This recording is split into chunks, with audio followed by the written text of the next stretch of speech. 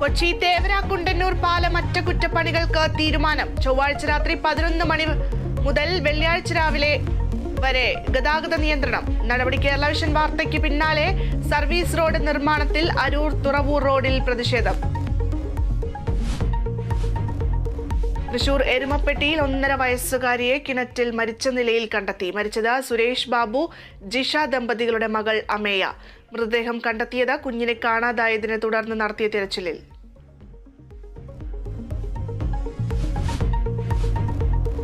മാന്നാറിലെ കലാകൊലപാതകത്തിൽ ഭർത്താവിന്റെ route map തയ്യാറാക്കാൻ police.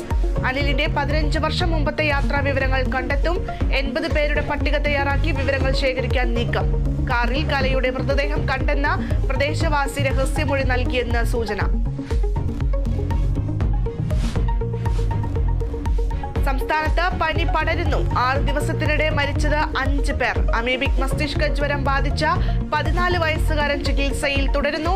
പയ്യോളിയിലെ നീന്തൽക്കുളങ്ങൾ chlorinate ചെയ്യാൻ നിർദ്ദേശം. ജമ്മു കാശ്മീരിലെ കുൽഗാമിലുണ്ടായ വെടിവയ്പിൽ 2 ജവാന്മാർക്ക് വീരമൃത്യു. 4 ഭീകരരെ വധിച്ചു.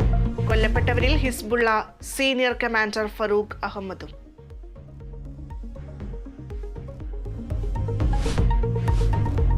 കോപ്പ അമേരിക്കയിൽ ബ്രസീൽ പുറത്ത്. പെനാൽറ്റി ഷൂട്ടൌട്ടിൽ കനറിപ്പടയെ വീഴ്ത്തി ഉറുഗ്വേ സെമി ഫൈനലിൽ കൊളംബിയ ഉറുഗ്വയെ നേരിടും. അർജന്റീനയ്ക്ക് എതിരാളി കാനഡ.